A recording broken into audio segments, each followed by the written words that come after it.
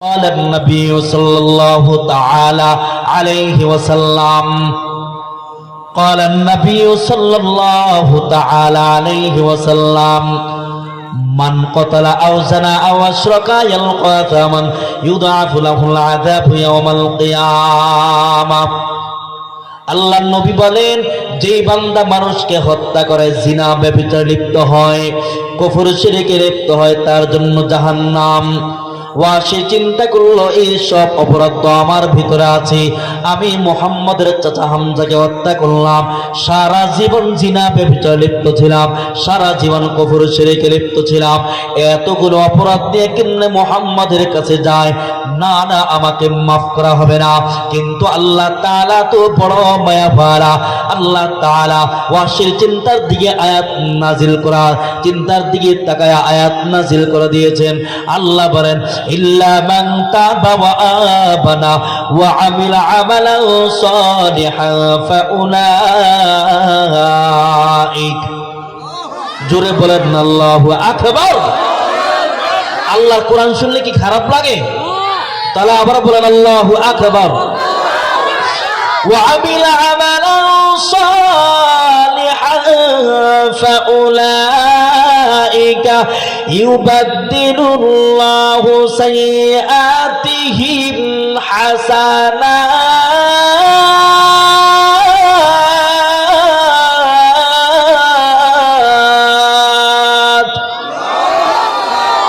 আল্লাহ পাক আয়াত নাযিল করে দিয়া বলেন, হে নবী, আপনি জানায় দেন আমি আল্লাহ গুনাহ ক্ষমা করব না, গুনাহ ক্ষমা করব না। হ্যাঁ, তবে যেই বান্দা তওবা করবে, ঈমান আনবে, মওত পর্যন্ত নেক আমল করবে, আমি আল্লাহ তার জীবনের সমস্ত গুনাহগুলোকে নেক দ্বারা পরিবর্তন করে দিব। এই আয়াতটা নাযিল হওয়ার পর রাহমাতুল লিল আলামিন চিঠির মাধ্যমে ওয়াহশীর কাছে যায় দিছে, ওয়াহশী আয়, আল্লাহ তো তোমার জন্য আয়াত নাযিল করে দিয়েছে। ওয়াহশী যদিও কাফের, কিন্তু আরবি ভাষা তো বুঝি। সে দেখলো শুধু মুমিন মুমিন দাবি করলে হবে না, শুধু তওবা তওবা করলে হবে না, মওত পর্যন্ত নেক আমল করতে হবে, এটা হলো শর্ত। কিন্তু আমাদের দেশে কিছু পীর সাহেবরা আছেন, তারা বলে শুধু মুমিন দাবি করলে হবে, নামাজ লাগে না, রোজা লাগে না, যাকাত হজ যাকাত কিছুই লাগে না। এমন পীর আমাদের সমাজে আছে কিনা? কথা বলেন, আছে কিনা? ও পীর না ভণ্ড? জোরে বলেন, পীর না ভণ্ড? এই ওয়াহশী চিন্তা করলে শুধু মুমিন মুমিন দাবি করলে হবে না, শুধু তওবা তওবা করলে হবে না, মওত পর্যন্ত নেক আমল করতে হবে, এটা হলো শর্ত।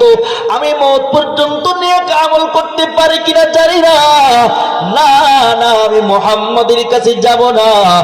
আল্লাহ বলেন, না রে বান্দা, আমি তোকে জান্নাতি বানায়া ছাড়বো। এই কারণে আমার আল্লাহ দ্বিতীয় আরেকটা আয়াত নাযিল করে দিয়েছেন। আল্লাহ বলেন, ইন্নাল্লাহা লা ইয়াগফিরু আইয়ুশরাকা বিহি ওয়া ইয়াগফিরু মা দুনা যালিকা লিমান ইয়াশা।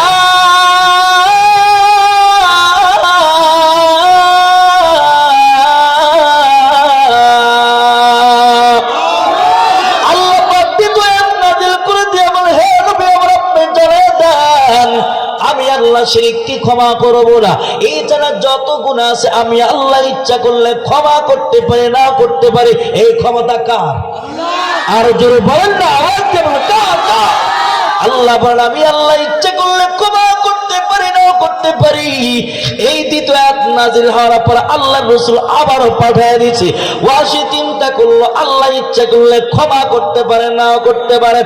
আল্লাহ তো আমাকে ক্ষমা না করতে পারেন, না না, আমি যাব না। কিন্তু আল্লাহ তো বড় মায়াওয়ালা। আল্লাহ বলেন, এ বান্দা বান্দি আয়, আমি তো তোমাদেরকে জাহান্নামের জন্য তৈরি করি নাই। আমি আল্লাহ তোমাদের প্রত্যেকের মুনাফিকদের নামে একটা একটা জান্নাত বানিয়েছি, আবু জাহেলের নামে আমি আল্লাহ একটা জান্নাত বানিয়েছি, উতবা শাইবার জন্য আমি আল্লাহ একটা একটা জান্নাত বানিয়েছি, নমরুদ ফিরাউন কারুন হামান তাদের নামে একটা একটা জান্নাত বানিয়েছি, কিন্তু তাদের নসিব খারাপ হওয়ার কারণে ওরা জাহান্নামী। আল্লাহ বলে বান্দা আয় না, আমি আল্লাহ আমি মালিকের দরজা খোলা। আল্লাহ তাআলা তৃতীয় আরেকটা আয়াত নাযিল করে দিয়া বলেন কুল ইয়া ইবাদিয়াল্লাযীনা আসরাফু আলা আনফুসিহিম লা তাকুনাতু মির রাহমাতিল্লাহ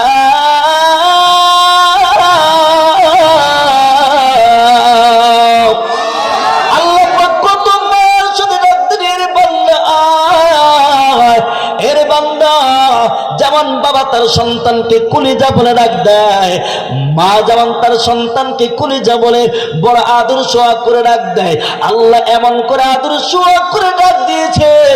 আল্লাহ বলে বান্দারে আমি আল্লাহ যখন আসমান সৃষ্টি করি কোন বলে সৃষ্টি করেছি, জমিন যখন সৃষ্টি করি কোন বলে সৃষ্টি করেছি, কিন্তু আমি আল্লাহ কত মায়া করে তোমাকে সৃষ্টি করেছি, আমি আল্লাহ কুদরতি হাত দিয়ে তোমাকে তৈরি করেছি। এর বান্দা তোর গুনাহ যদি আসমানের কিনারা পর্যন্ত পৌঁছে যায়, তোর গুনাহ যদি সারা দুনিয়া চেয়ে যায়, আমি আল্লাহর কাছে এক ফোঁটা চোখের পানি ফেলাইতে দেরি, আমি আল্লাহ তোর জীবনের গুনাহগুলো মাফ করতে দেরি করব না। আল্লাহু আকবার, চিৎকার করুন আল্লাহু আকবার। এই তৃতীয় আয়াত নাযিল হওয়ার পর এবার আল্লাহর রাসূল চিঠির মাধ্যমে আবার ওয়াহশীর কাছে পাঠিয়ে দিয়েছে। এবার ওয়াহশী আল্লাহর রাসূলের কাছে রওনা দিয়েছে। ওয়াহশী আস্তে আস্তে আল্লাহর রাসূলের কাছে এক কোণা দিয়ে আসতেছে। আয়সা দেখি হযরত ওমর রাদিয়াল্লাহু তাআলার সামনে বসা, আর এই দিকে হযরত আবু বকর সিদ্দিক রাদিয়াল্লাহু তাআলা বসা। ওমরের মেজাজ তো অনেক ঠান্ডা ছিল না, কথা কয় না, কথা কয় তো গরম, এটা তো নরম এটা। ওমরের মেজাজ কেমন ছিল? আরো জোরে, আরো জোরে। আর আবু বকর মেজাজ খুব ঠান্ডা, ইয়ে খুব গরম, কথা কয় না। ওমরের মেজাজ সবাই বলতে হবে, আর আবু বকর মেজাজ আল্লাহু আকবার, চিৎকার করে বলেন আরো জোরে আল্লাহু আকবার। এই জন্য আমি মাঝে মধ্যে বলি ইসলাম শুধু নরম দিয়ে হয় না, লাল কুত্তা বাহিনী গুলাকে শায়েস্তা করার জন্য গরম লাগবে, ঠিক কিনা বলে? হযরত ওমর কেমন গরম বলা। একদিন আল্লাহ রাসূল বলেন ওমর আল্লাহর জাতের কসম করে বলছি আসমানের যত ফেরেশতা আছে জমিনের যত ফেরেশতা আছে আপনাকে দেখলে আসসালামু আলাইকুম বলে সালাম দেয়। সুবহানাল্লাহর আওয়াজ আসতে হয়ে গেছে, আরো জোরে বলেন, আরো জোরে, আরো জোরে।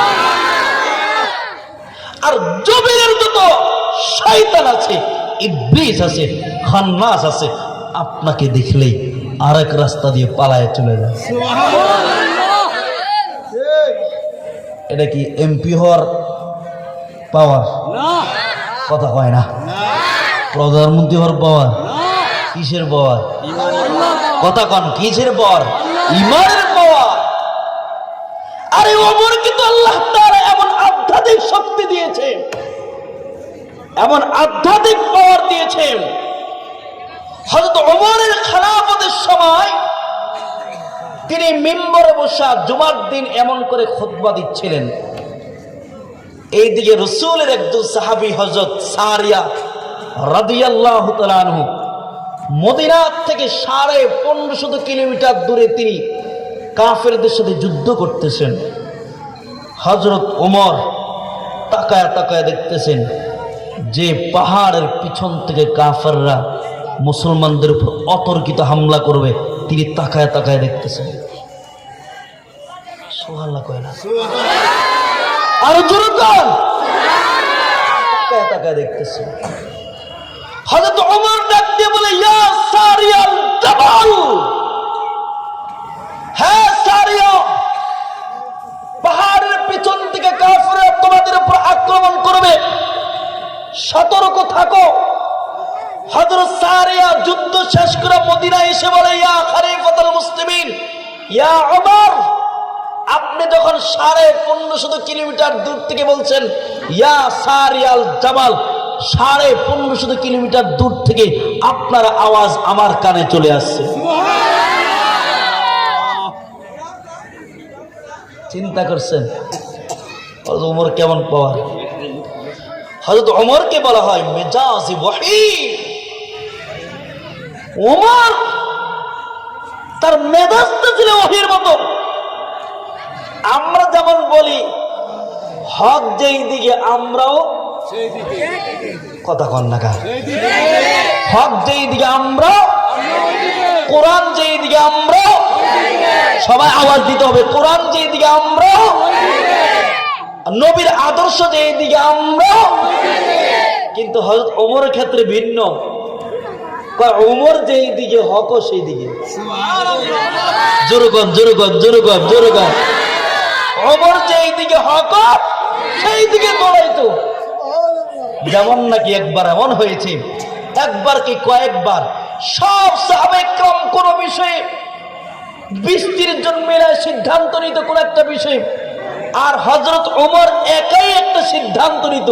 কিন্তু দেখা গেছে হযরত ওমরের সিদ্ধান্তের পক্ষে আয়াত নাজিল হয়ে গেছে। জালালউদ্দিন সুয়ুতী রাহমাতুল্লাহ আলাইহি বলেন, ওমরের সিদ্ধান্তের পক্ষে একটা আয়াত নয়, 2টা আয়াত নয়, প্রায় 21টা আয়াত নাজিল হয়ে গেছে। চিন্তা করছে ওমর কেমন ছিল। এই ওমর, পাওয়ারওয়ালা ওমর, যখন দেখলো যে এই এই এই কথা বলতেছো গাই, বসে যাও বসে যাও, বসো, বসুন বসুন, বসে যাও।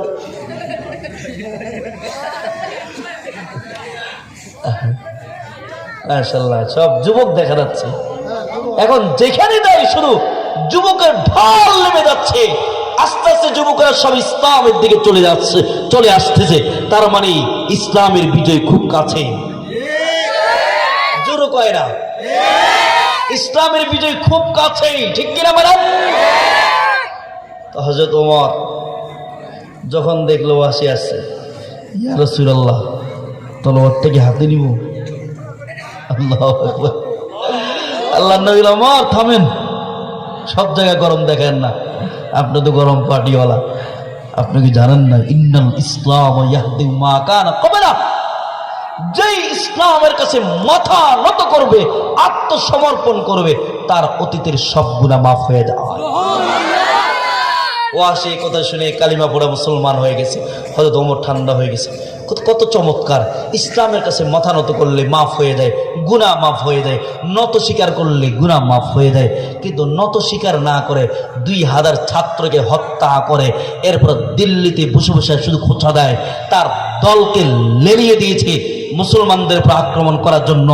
সেই জুলাই উত্থানের এই যারা সৈনিক আছে, তাদেরকে হত্যা করার জন্য দিল্লি থেকে বসে বসে ষড়যন্ত্র করছে।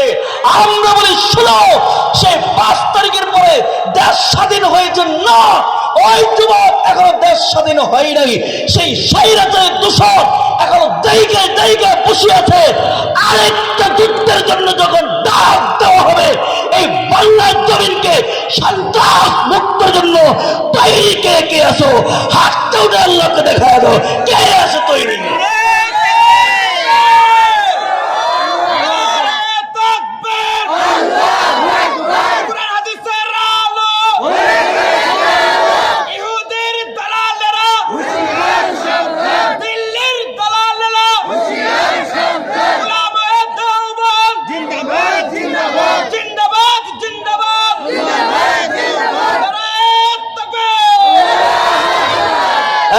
যুবক ভাইরা, আমি এতটুকু বলে দিতে চাই, দীর্ঘ 54 বছর বহু তন্ত্র মন্ত্র দেখেছি, মানুষ রচিত বহু কিছু দেখেছি।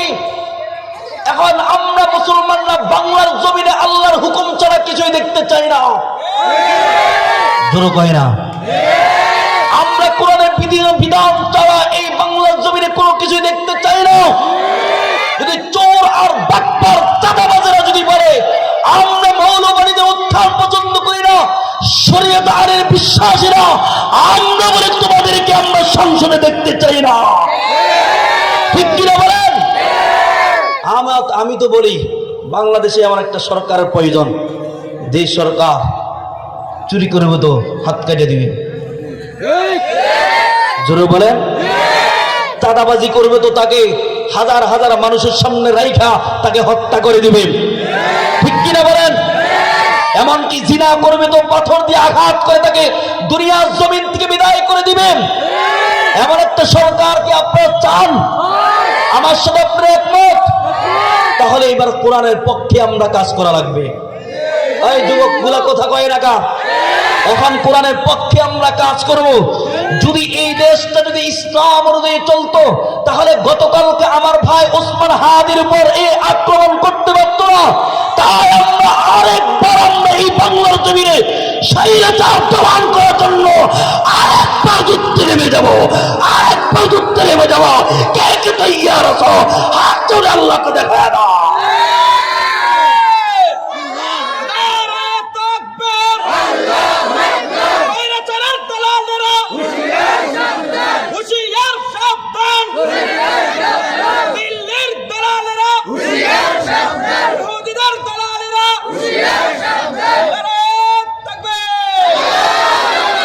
বিপ্লব মানে জীবন দেয়া বসে থাকা নয়, সে কোনো দিন আসবে না রে করো যদি ভয়। বিপ্লব মানে জীবন দেয়া বসে থাকা নয়, সে কোনো দিন আসবে না রে করো যদি ভয়।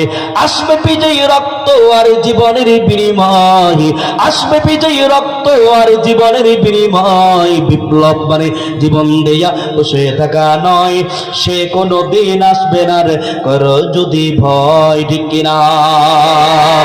লড়াইয়ের ওই ময়দানেতে যেতে তোমাকে হবে, প্রয়োজনে সবার রক্তটুকু জমিনেই ঢেলে দিবে, ঠিক কিনা? লড়াইয়ের ওই ময়দানেতে যেতে তোমাকে হবে, প্রয়োজনে সবার রক্তটুকু জমিনেই ঢেলে দিবে। তবুও তোমায় লড়তেই হবে, মানিবে না পরাজয়। তবুও তোমায় লড়তেই হবে, মানিবে না পরাজয়। বিপ্লব মানে জীবন দেয়া বসে থাকা নয়, সে কোনো দিন আসবে না রে করো যদি ভয়, ঠিক কিনা? কোথা থেকে কোন ভিন দেশে সকল আমার দেশে এসে সেবার নামে বাসলো জুড়ে মির জাফরের বেশে, ঠিক কিনা? কোথা থেকে কোন ভিন দেশে সকল আমার দেশে এসে সেবার নামে বাসলো জুড়ে মির জাফরের বেশে। ওদের করেতে নাস্তা নাবদ হতে হবে নির্ভয়, ওদের করেতে নাস্তা নাবদ হতে হবে নির্ভয়। বিপ্লব মানে জীবন দেয়া বসে থাকা নয়, সে কোনো দিন আসবে না রে করো যদি ভয়, ঠিক কিনা? ভয় পাইতেছি? ভয় পাবো কাকে?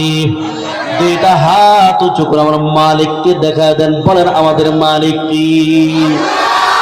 আর জোরে আওয়াজ দিয়ে বলে আমাদের মালিক কে? আল্লাহ বলে বান্দারে দুনিয়ার নেতাকে যখন ডাক দাও নেতা খুশি হয়ে যায়, আর আমি মালিককে ডাক দিলে আমি মালিক তো কোটি কোটি গুণ বেশি খুশি হয়ে যায়। যে বান্দা বান্দার প্রতি খুশি হয় ওই বান্দার উপর জান্নাত ওয়াজিব হয়ে যায়। এই জন্য এমন জোরে ডাক দিবেন যাতে করে আকাশ বাতাস প্রকম্পিত হয়ে যায়, আমার মালিক যেন আল্লাহ খুশি হয়ে যায়। ডাক দিয়া বলেন আমাদের মালিক কি? আইনা আরো জোরে আওয়াজ দিয়ে চিল্লে ডাক দিন আমাদের মালিক কে? আমাদের বাদশাকে। আল্লাহ বলেন এর বান্দা সাবধান, দুনিয়ার জমিনে কাউকে ভয় করবা না, দুনিয়ার জমিনে কোনো তাগুতের সামনে মাথা নত করবো না, একমাত্র আমি আল্লাহর সামনে মাথা নত করবা। এই জন্য আল্লাহ বলেন ইয়া আইয়ুহাল্লাযীনা আমানুত্তাকুল্লাহ হাক্কা তুকাতিহি ওয়া লা তামুতুন্না ইল্লা ওয়া আনতুম মুসলিমুন।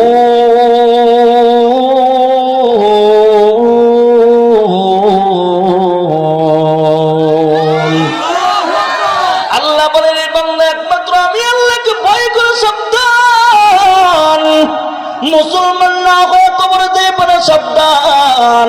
আরে ভাই আল্লাহকে কেন ভয় করব না? আল্লাহ তাআলা আল্লাহ তাআলার মতো কুওয়াতওয়ালা দুনিয়ার জমিনে আর কেউ নাই। আমার আপনার আল্লাহর মতো এমন শক্তি ধরার কেউ নেই, আর কেউ নাই। এই জন্য তো আল্লাহ তাআলা কত বড় শক্তিধর। 3-4 সপ্তাহ আগে আল্লাহ তাআলা 3টা সেকেন্ডের মাধ্যমে আল্লাহ তাআলা দেখায় দিয়েছেন সারা বাংলাদেশের মানুষের ভিতরে এমন পরিমাণ ভয় ঢুকে গেছে। আল্লাহ তাআলা 3টা সেকেন্ডের মাধ্যমে ভূমিকম্প দিয়ে দেখায় দিয়েছেন যে আল্লাহ তাআলা কত শক্তিধর। আল্লাহ বলেন, এরি বান্দা তুমি 8-10 তলা বিল্ডিং তৈরি করেছো 1 বছরের মেয়াদ দিয়ে ফাউন্ডেশন, 100 বছরের মেয়াদ দিয়ে ফাউন্ডেশন দিয়া, কিন্তু আমি আল্লাহ 3টা সেকেন্ডের মাধ্যমে জমিনটাকে হেলে দিলাম, ওই বিল্ডিংটাকে হেলে দিলাম, বিল্ডিং গুলো চুরমার হয়ে গেছে।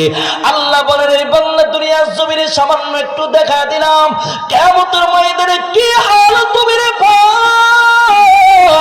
কিয়ামতের সময় যখন আল্লাহ হযরত ইসরাফিল আলাইহিস সালাতু ওয়াস সালাম সিংহায় ফু দিবে, হায়রে আসমান জমিন সব তুলার মতো উঠতে থাকবে।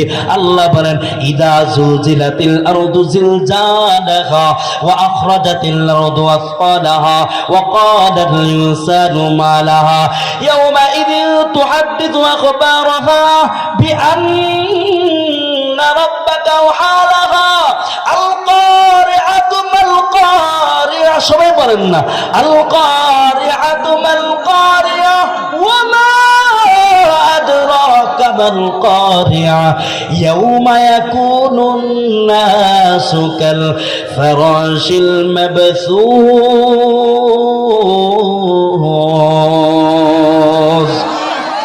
আসমান জমিন সব তুলার মতো উঠতে থাকবি।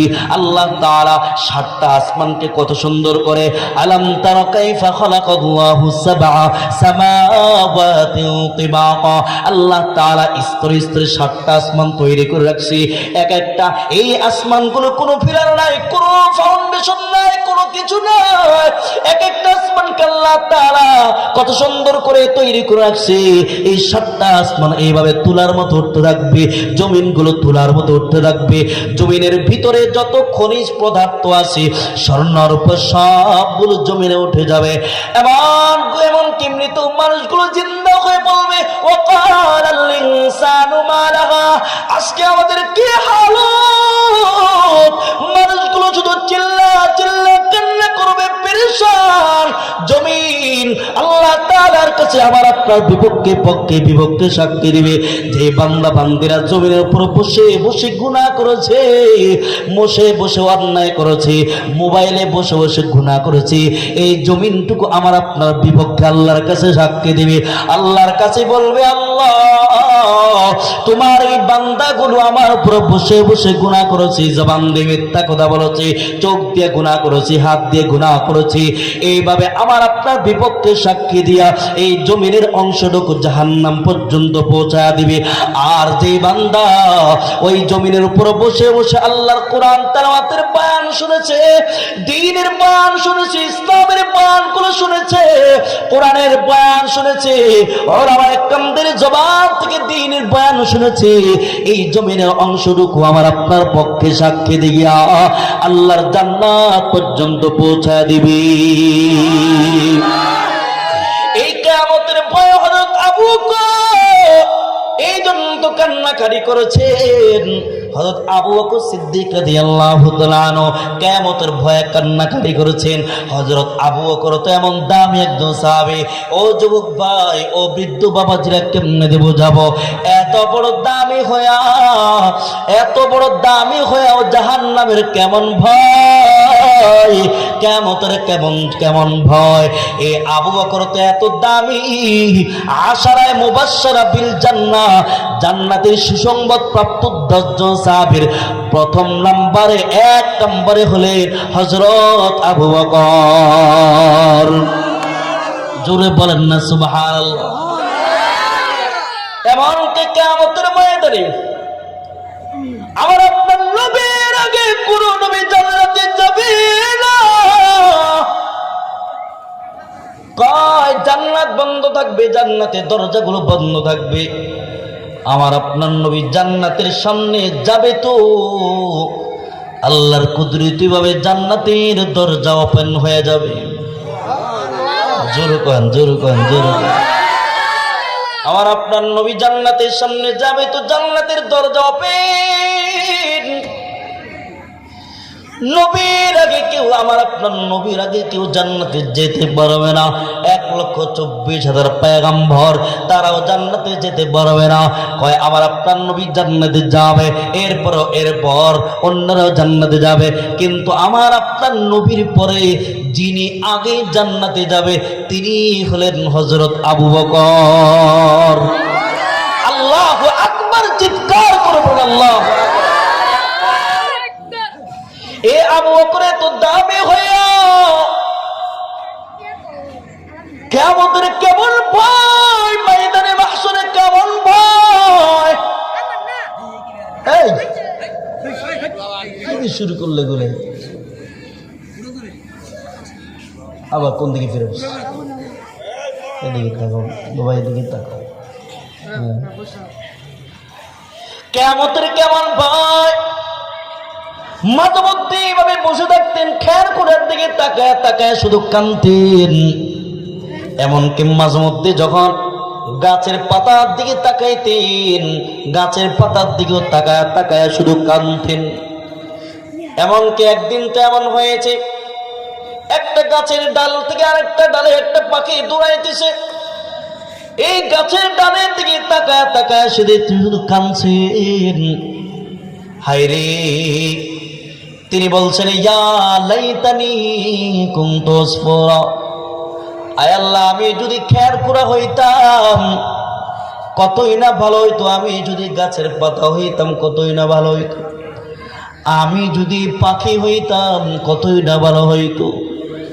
ওগো আসমানের মালিক, আজকে মানুষের ঘরে জন্ম হইয়া তোমার সামনে আমি আবু বকর কেমনে দাঁড়াবো?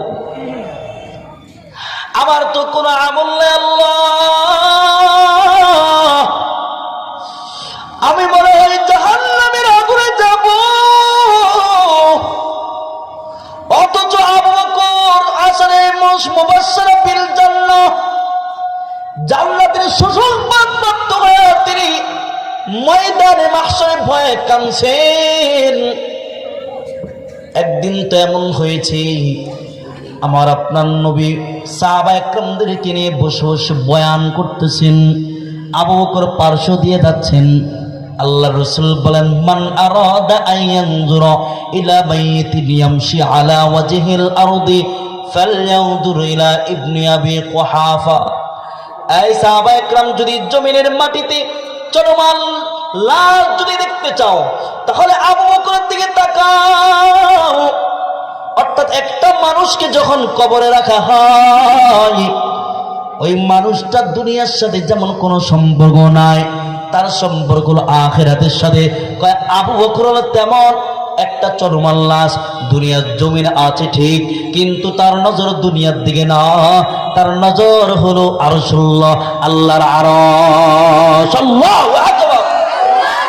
खुदायत आए जिनको देख कर वो नूर के पुतले नबूवत के वारिस है, यही है जिल्ल रहमानी, यही है जिनको सोने को फजीलत है इबादत पर, उन्हीं के इत्तिका पर नाज करती है मुसलमानी। रहे दुनिया में और दुनिया से बिल्कुल बेताल्लुक हो, रहे दुनिया में और दुनिया से बिल्कुल बेताल्लुक हो, फिरे दुनिया में और हरगिज़ ना कब्रों को लगे पानी, फिरे दुनिया में और हरगिज़ ना कब्रों को लगे पानी। এরা দুনিয়ার জমিনে এমন ভাবে চলছে, আল্লাহর কাছে বলতো আল্লাহ কখন জানি দুনিয়ার জমিন থেকে যাব, আর কবে জানি তুমি মালিকের সাথে আমাদের দিদার হবে, তোমার সাথে আমাদের সাক্ষাৎ হয়ে যাবে। আল্লাহু আকবার। কারণ তুমি মালিক, তোমার আসমান দেখতে কত সুন্দর, জমিন দেখতে কত সুন্দর, না জানি তুমি কত সুন্দর, এইভাবে কাঁদতেন রে ভাই। এই সাহাবা একরাম এমনিতে দামি হয় নাই, এই সাহাবা একরাম তাদের ভিতরে আখিরাতের ভয় ছিল, কবরের ভয় ছিল, ময়দানে বাহশারের ভয় ছিল। এই কারণে তারা তো হারামের দিকে যায় নাই, এই কারণে তারা সুদ ঘুষের দিকে যায় নাই। কিন্তু আমরা তো সুদ না খাইলে আমাদের ভাত পর্যন্ত হজম হয় না, কথা হয় না? আপনাদের এলাকায় কোনো সুদই নাই না? এই এলাকার মানুষ খুব ভালো, সব ভালো না? কোনো সুদই নেই, কথা আছে? কথা কই না? আছে, হ্যাঁ বহুত আছে। হাইরে আল্লাহর কসম করে বলছি, যারা সুদ খায় এদের হালত হলো এমন, এক তো হলো এক, খারাপ লাগতেছে নাকি ছেড়ে দেব? কতক্ষণ আপনি বলতে বলতে মরে যান, আমরা শুনি। আল্লাহ তুমি সবাইকে কবুল করে নাও, আরো জোরে গান, জোরে গান, জোরে গান। আল্লাহ তুমি সবাইকে জান্নাতিওয়ালা বানিয়ে দাও। আল্লাহ আজকে তুমি কাউকে খালি হাতে ফেরাও না, জান্নাতি বানায় তুমি কবর নিয়ে, সবাই বলে আমিন। তো ভাইরা আমার, কেউ যদি সুদ খায়, 1 টাকার সুদ খাইলো, রাসূল বলেন ওই বান্দা যতই নামাজ পড়ে, যতই সিজদা করে, যত হজ করো, যা কিছু করুক, আল্লাহর রাসূল বলেন কোনো কিছু কবুল হবে না।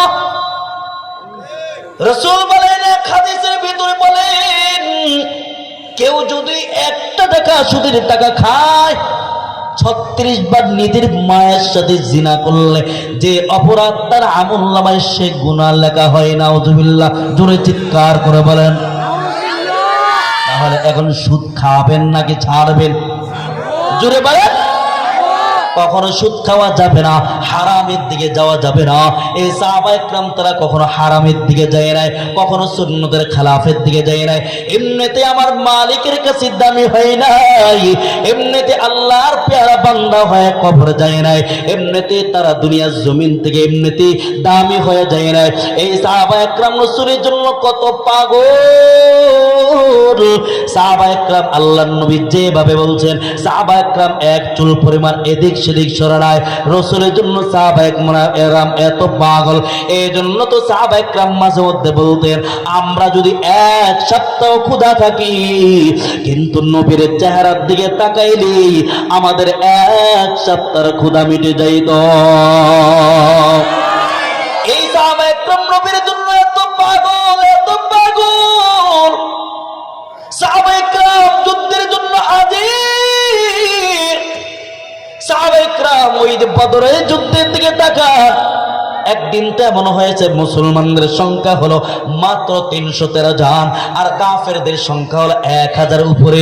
এ যুবক ভাই, শেষের দিকে চলে আসছি, তবে একটু কান লাগায় শোনো, দিলটাকে নরম করো। আমি এখান থেকে এই পর্যন্ত বলে শেষ করে দেব, সামনের দিকে আর আগানোর সময় নেই, অন্যদিকে আমি চলে যাব। এ সাহাবা একরাম আল্লাহর রাসূল ডাক দিয়েছেন, এ সাহাবা একরাম, কাফের বেঈমানরা সব তৈয়ার হয়ে গেছে ইসলামকে দুনিয়ার জমিন থেকে বিদায়ের জন্য। আজকে হক বাতিলের লড়াই, হয়তো ইসলাম থাকবে অথবা থাকবে না, কোরআন থাকবে অথবা থাকবে না। আজকে শেষ চূড়ান্ত লড়াই। সাহাবা একরাম 313 জন, সাহাবা একরামদের ভিতরে ছোট ছোট বাচ্চাগুলো তারা তৈয়ার হয়ে গেছে। রাসূল গো, আমরাও আপনার সাথে যুদ্ধের ময়দানে যাব, কারণ আমরা জানি যারা যুদ্ধের ময়দানে শহীদ হয় এরা শহীদ হতে দেরি, আল্লাহর জান্নাতে যাইতে দেরি হয় না। আল্লাহু আকবার। এরা জান্নাতে যাইতে দেরি হয় না। মুআয আর মুআওয়াজ দাঁড়িয়ে গেছে, ওর মায়ের নবী আপনার সাথে যুদ্ধের ময়দানে যাব। এই মুআয আর মুআওয়াজ শাহাদাত বছর বাচ্চা, তারা যুদ্ধের জন্য চলে গেছে।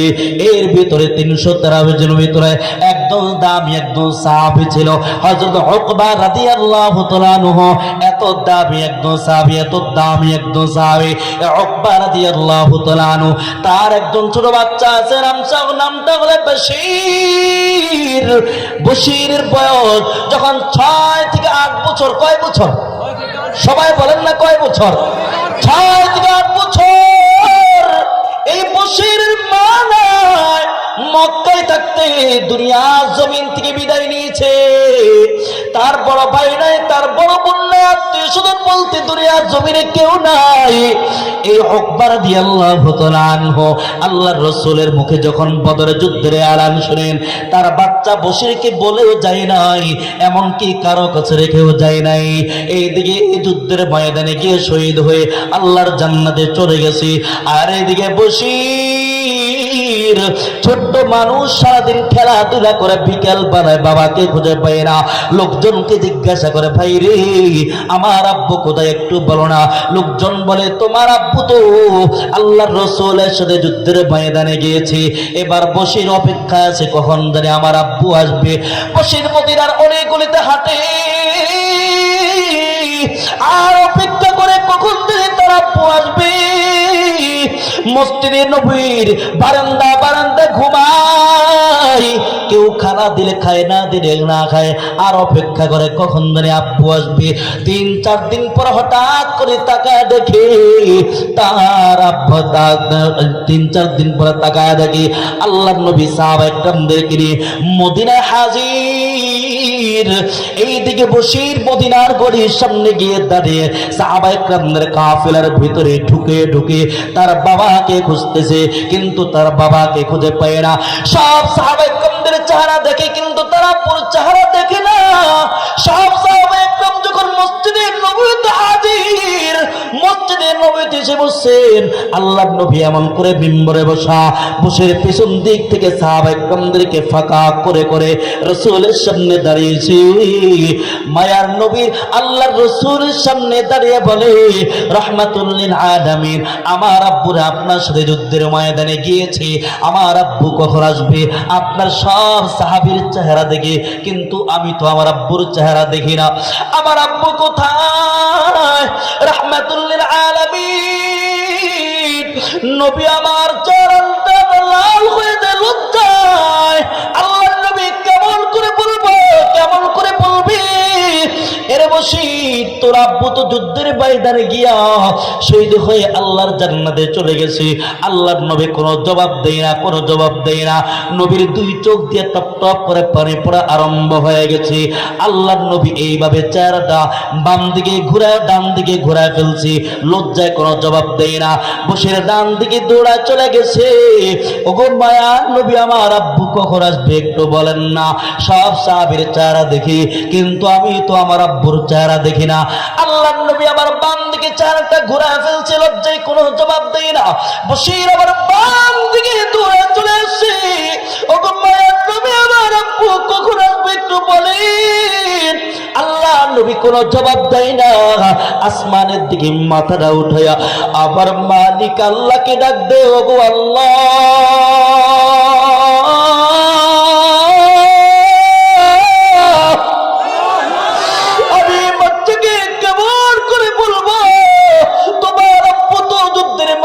গিয়ে শহীদ হয়ে আল্লাহর জান্নাতে চলে গেছে। আমার আপনার নবী কোনো জবাব দেয় না।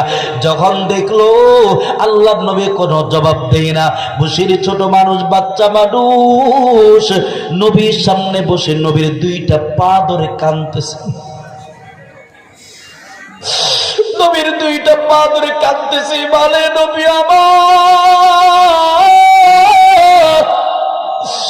আমার আব্বুর আপনার সাথে যুদ্ধের ময়দানে গিয়েছে। আপনার সব সাহাবীর চেহারা দেখি, কিন্তু আমি তো আমার আব্বুর চেহারা দেখি না। আমার আব্বু কখন আসবে নবী, আমার একটু বলেন। আল্লাহর নবী জবাব না দিয়ে পারেন না। আল্লাহর নবী বলেন, এরে বশীর, কেমন করে বলবো তোর আব্বু তো যুদ্ধের ময়দানে গিয়ে শহীদ হয়ে আল্লাহর জান্নাতে চলে গেছে। বসির চিৎকার করে চোখের পানি ছেড়ে দিয়ে কান্না করে বলে, নবী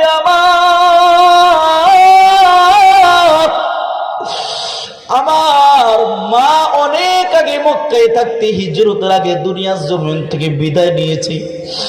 আমি অনেক আগে থেকে আমার বড় ভাই নাই, বড় বোন নাই, আত্মীয় স্বজন বলতে দুনিয়ার জমিনে আমার কেউ নেই। ও মায়ার নবী, আমি তো একা একা গোসল করতে পারি না। আমার আব্বু একবারের জন্য আমাকে বলে যায় না, আমাকে কারো কাছে রেখেও যায় নাই যে আমি যুদ্ধের ময়দানে যাচ্ছি, একবারের জন্য আমাকে বলে যায় নাই। আমি ছোট মানুষ, আমি একা একা গোসল করতে পারি না, একা একা খাইতে পারি না। ও নবী আমার, ওই যে পশ্চিম আকাশের দিকে তাকান, সূর্য ডুবে যাইতেছে। প্রতিদিন সন্ধ্যা হলে আমার বাবার হাত ধরে ধরে আমি মসজিদে নববীতে এসে বাবার সাথে নামাজ পড়ি, আবার বাবার সাথে ফিরে যাই। রাতের বেলা যখন ঘুমাই, আমার বাবার বুকের উপর মাথা রেখে ঘুমাইতাম। রহমাতুল্লিল আলামিন, আজ থেকে আমি কার বুকের উপর মাথা রেখে ঘুমাবো? কে আমাকে খাওয়াই দিবে? কে আমাকে গোসল করা দিবে? আল্লাহর নবী এমন কথা শুনে চোখের পানি, কারণ মায়ের নবী তো এতিম। একজন এতিমের অন্তরে কি পরিমাণ ব্যথা, এটা মায়ার নবী ভালো করে জানেন। কারণ মায়ার নবীর জন্মের আগে বাবা হারাইছে, 6 বছর বয়সে মাকে হারাইছে।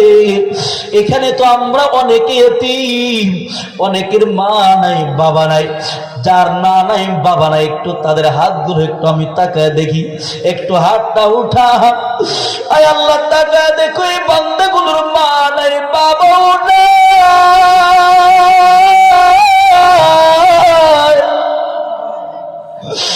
আল্লাহ, এরা এতিম। যার মা নাই তার দুনিয়াতে কেউ নাই, কেউ নাই। যারা বাবা নাই দুনিয়াতে কেউ নাই। আল্লাহর নবী এমন করে কাঁদতেছে, রাহমাতুল লিল আলামিন বাচ্চার মাথায় হাত রেখে বলে, বসির রে, চিন্তার কোনো কারণ নাই। আজ থেকে আমি নবী, তোমার বাবা আয়েশা হলো তোমার মা। আল্লাহু আকবার। আরো জোরে বলেন না, আল্লাহু আকবার। আমার ঘরটা হলে তোমার ঘর। বাচ্চারা নবীর জবান থেকে এমন কথা শুনে খুশি হয়ে গেছে যে তুই যার নবী, আমার বাবা দুনিয়ার জমিনে আমার আর কেউ নাই। ও যুবক ভাই, পর্দারে মা গো, ও আমার বৃদ্ধ বাবাজিরা, সাহাবায়ে কেরাম নবীর জন্য এইভাবে জীবন দিয়েছে, নবীর জন্য বাড়ি ত্যাগ করেছে, সন্তান ত্যাগ করেছে। আমি আর তুমি কেন নবীকে ভুলে গেলাম? আল্লাহকে কেন ভুলে গেলাম? ইসলাম ধর্ম আসলে আমার কাছে কেন ভালো লাগে না? ও যুবক ভাই, আজ থেকে ওয়াদা করা, জীবনে আর কোনোদিন নামাজ ছাড়বো না, জীবনে কোনোদিন মিথ্যা কথা বলবো না। ওই কবরের কথা স্মরণ করে করে আজ থেকে নামাজ ধরো, 5 ওয়াক্ত নামাজ ধরো, 5 ওয়াক্ত নামাজ মোতাবেক নামাজ পড়বা। এমনকি গুনাহ ত্যাগ করো, গুনাহ ছাড়ো, গুনাহ করবা না। আল্লাহর মাগফিরাত অর্জন করো, আল্লাহর কাছে ক্ষমা চাও, আল্লাহ তাআলা ক্ষমা করে দিবে, কোনো সন্দেহ নাই। কারণ ওই কবর একদিন সবাইকে যেতে হবে। দুনিয়ার জমিনে আসার সিরিয়াল আছে, কিন্তু যাবার কোনো সিরিয়াল নাই। দুনিয়ার জমিনে আগে দাদা আসে, তারপর বাবা আসে, তারপর সন্তান আসে, কিন্তু যাওয়ার সময় মাঝে মধ্যে আগে নাতি চলে যায়, সন্তান চলে যায়, বাবার কাঁধে সন্তানের লাশ ওঠে।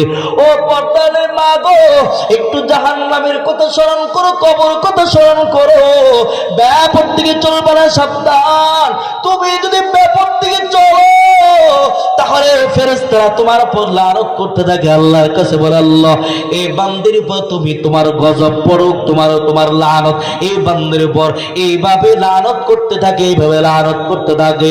হযরত ফাতিমা কত বড় তাকওয়াবান ওয়ালা, যখন দুনিয়ার জমিন থেকে বিদায়ের সময় হয়, হযরত আলীকে ডাক দিয়ে বলে, আলী গো, আমি যখন দুনিয়ার জমিন থেকে বিদায় হব, আমি যখন আমার লাশ যখন কবরে দাফন করবা, যখন জানাজা পড়াইবা, রাতের বেলা জানাজা পড়াইবা, দিনের বেলায় পড়াইবা না। কারণ রাতের বেলা দিনের বেলা যখন পড়াও তাহলে মানুষ আমার লাশটা দেখা আমার ব্যাপারে ধারণা করবে আমি মোটা না চিকন, আমি লম্বা না খাটো, যাতে করে না বুঝি তাড়াতাড়ি কয়েকজন লোক নিয়ে আমাকে কবরে দাফন করবা। এমন তাকওয়া বানওয়ালা একজন ফাতিমাকে যখন কবর রাখা হয়, এক সাহাবী ডাক দিয়ে বলে, এরে ফায়ের কবর তুমি কি জানো তোমার কাছে কাকে রাখা হয়েছে? হযরত আলীর স্ত্রীকে রাখা হয়েছে, হাসান হুসাইনের মাকে রাখা হয়েছে, আল্লাহর রাসূলের কলিজার টুকরা কন্যা সন্তান ফাতিমাকে রাখা হয়েছে। সাবধান, তার সাথে ভালো আচরণ করবা।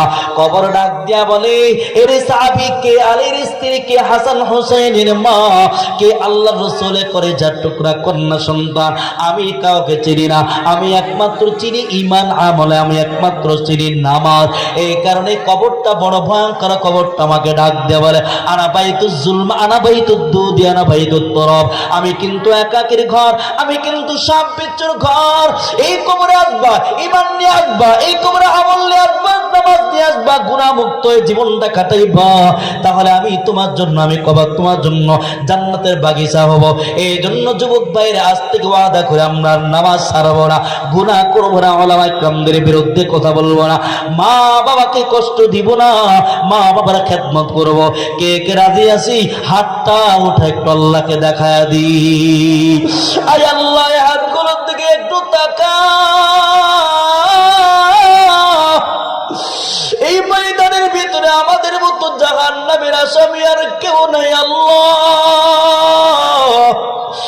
আমাদের মতো গুনাহগার আর কেউ নাই, কেউ নাই। আয় আল্লাহ, জীবনে কত গুনাহ করেছি, কত অন্যায় করেছি, কত মিথ্যা কথা বলেছি। দুনিয়ার কেউ যদি জানতো, আমার গুনাহগুলো যদি দেখতো, তাহলে কেউ আমাকে কাছে জায়গা দিত না। আমার ভাই যদি আমার গুনাহ সম্পর্কে জানতো, আমাকে কোনোদিন সালাম দিত না। আমার মার গুনাহ সম্পর্কে যদি আমি জানতাম, মাকে মা বলে ডাক দিতাম না। ও আসমানের মালিক, তুমি কত মায়া করে, মহাব্বত করে আমাদের গুনাহগুলো গোপন করে রাখছো। দুনিয়ার জমিনে কারো কাছে প্রকাশ করে দাও নাই আল্লাহ। তোমার মতো মায়া বলার কেউ নাই, কেউ নাই। ও বৃদ্ধ বাবাজিরা, ও যুবক ভাই, নিজের গুনার দিকে তাকায় নিজেকে ধিক্কার দেওয়ার বলি, আল্লাহ আমার মতো জাহান্নামের আসামি আর কেউ নাই। আর বলি আল্লাহ, মোহাব্বতের সাথে কান্না কণ্ঠে ডাক দেন না, একটু মালিককে ডাক দেন আল্লাহ। আরো জোরে ডাক দেন না, মালিককে মোহাব্বতের সাথে ডাক দেন, আর মোহাব্বতের সাথে ডাক দেন আল্লাহ। আর বলেন আল্লাহ আমার মতো জাহান্নামের আসামি আর কেউ নাই। কান্না যদি না আসে, কান্নার ভান ধরে মোহাব্বতের সাথে কান্না কণ্ঠে ডাক দাও আল্লাহ। আল্লাহ, তোমার এই বান্দাগুলো খানার জন্য আসে নাই, এখানে তুমি মাওলাকে পাওয়ার জন্য আসছে, তোমার নবীকে পাওয়ার জন্য আসছে। আল্লাহ, তুমি আজকে ময়দানটাকে কবুল করে নাও, এই মানুষগুলাকে কবুল করে নাও, কাউকে খালি হাতে ফিরা দিও না আল্লাহ। মাফ করে আল্লাহ তুমি ঘরে নিও আল্লাহ, তুমি কবুল করে নাও, কবুল করে নাও। সবাই বলেন আমিন। আরো জোরে চিৎকার দিয়ে আওয়াজ দিয়া বলেন আল্লাহুম্মা আমিন। আল্লাহুম্মা সাল্লি আলা সাইয়্যিদিনা। ভাইরা, আবার অনেক লম্বা চূড়া আলোচনা হয়েছে, তো ইনশাআল্লাহ পরবর্তী যিনি আসবেন তিনি বয়ান করবেন। কেউ উঠবেন না, সবাই ধৈর্যের সাথে বসেন। বিশেষ করে হযরত মাওলানা মুফতি তৈয়বুর রহমান দামাত বরকাতুহুম বন্ধুবর, খুব দিলের মানুষ, অত্যন্ত ভালো মানুষ। আপনাদের খতিব সাহেব খুবই বড় আলেম, অনেক বড় আলেম, যোগ্য আলেম। তো তার মহব্বতে আসছি, আপনাদের মহব্বতে আসছি। আল্লাহ তাআলা যেন সবাইকে একসাথে জান্নাতে যাওয়া তৌফিক দিয়ে দেন। আরো জোরে বলেন, আরো জোরে বলেন। আমরা জান্নাতে একসাথে যাইতে চাই। কে কে? নারায়ে তাকবীর। হয় না? আরো জোরে আওয়াজ দিয়ে নারায়ে তাকবীর। তবে এতটুকু বলে দিতে চাই, কোন বাতিলের সাথে আমাদের কোনো আপোষ নাই। ইসলামের জন্য, নবীর জন্য, কোরআনের জন্য ইনশাআল্লাহ জীবন দিব, কোরআনের জন্য আমাদের জীবন বিলীন করে দিব। তো ইয়ার আছি তো ইনশাআল্লাহ, জুড়ে বলেন না ইনশা আল্লাহ তাআলা সব কবুল করবো। আখির দাওয়ানা আলহামদুলিল্লাহ রাব্বিল আলামিন।